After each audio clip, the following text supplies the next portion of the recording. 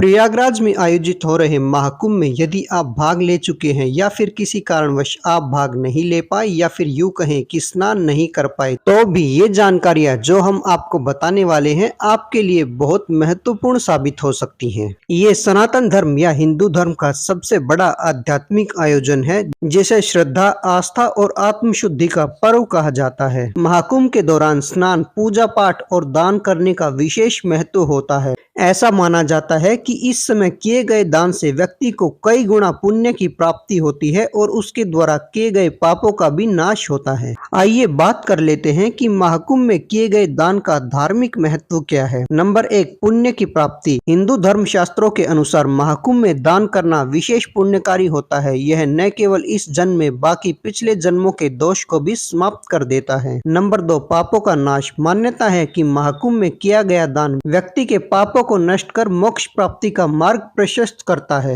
Number 3, Akshay फलदायी। शास्त्रों में कहा गया है कि कुंभ में किया गया दान कभी निष्फल नहीं होता, बल्कि ये दान करने वाले दाता को जीवन भर शुभ फल प्रदान करता है। नंबर 4, पूर्वजों की तृप्ति। महाकुंभ में पिंडदान, तर्पण और अन्नदान करने से पितरों की आत्मा को शांति मिलती है और उनका आशीर्वाद प्राप्त होता है। चलिए अब जान लेते हैं महाकुंभ में किए जाने वाले मुख्य दान कौन कौन से हैं। नंबर 1, अन्नदान। भूखे और जरूरतमंदों को भोजन कराना सबसे बड़ा दान माना गया है। कुंभ में अन्नदान करने से अन्न की कभी कमी नहीं होती, यानी आपके घर में कभी अन्न की कमी नहीं होगी। नंबर 2, वस्त्र दान। साधु संतों, गरीबों और जरूरतमंदों को वस्त्र दान करना अत्यंत पुण्यकारी होता है। नंबर 3, गोदान। गौ माता का दान सर्वश्रेष्ठ दान माना गया है। यह व्यक्ति के सभी दोषों का निवारण करता है। हालांकि इस समय प्रयागराज में चल रहे महाकुंभ के दौरान आप प्रयागराज में जाकर गोदान नहीं कर पाएंगे, बल्कि इसे आप खुद के घर या शहर में ही कीजिए।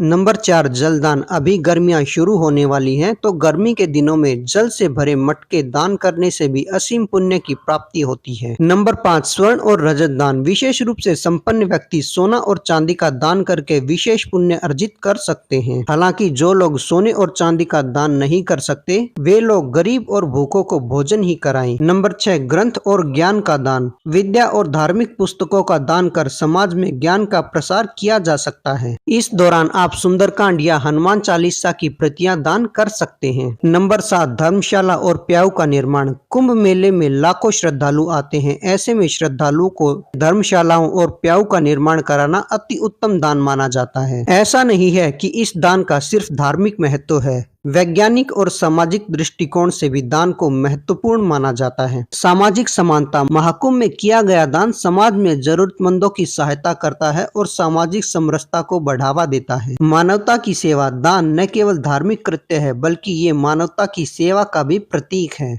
इसे आप अपने सामर्थ्य के अनुसार कर सकते हैं। मनोवैज्ञानिक लाभ। दान करने से व्यक्ति के मन को शांति और संतोष की अनुभूति होती है, जिससे मानसिक तनाव कम होता है। ये तो आपने देखा ही होगा कि आज के समय में कुछ लोग डिप्रेशन का भी शिकार रहते हैं। ऐसे समय में उन लोगों के द्वारा किया गया दान उन्हें विशेष शांति पहुंचाता है। महाकुंभ में किया जाने वाला दान व्यक्ति को न केवल धर्म से जोड़ता है, बल्कि आत्मशुद्धि और परोपकार का भी एक माध्यम है। ये न केवल आध्यात्मिक शांति देता है, बल्कि समाज को भी एक बेहतर दिशा प्रदान करता है। इसलिए प्रत्येक श्रद्धालु को अपने सामर्थ्य के अनुसार दान अवश्य करना चाहिए, जिसे वह पुण्य अर्जित कर सके और जीवन में सुख प्राप्ति भी कर सके। इसलिए ये कहा भी जाता है, दान करे, पुण्य कमाए और मोक्ष की प्राप्ति करे। बाबा बागेश्वर और जया किशोरी जी अपनी कथाओं के दौरान लोगों को दान का विशेष महत्व समझाते रहते हैं और लोग उन्हें फॉलो भी करते हैं। क्या आपने भी महाकुंभ के पावन अवसर पर इस दिशा में कुछ कदम बढ़ाए हैं? आप हमें कमेंट करके बताइए। सनातन धर्म से जुड़ी छोटी से बड़ी जानकारियों के लिए हमारे साथ बने रहें और चैनल को सब्सक्राइब करके बेल आइकन प्रेस कीजिए। बोलते रहें जय श्री राम, जय बालाजी, जय हनुमान, ओम नमः शिवाय, हर हर महादेव।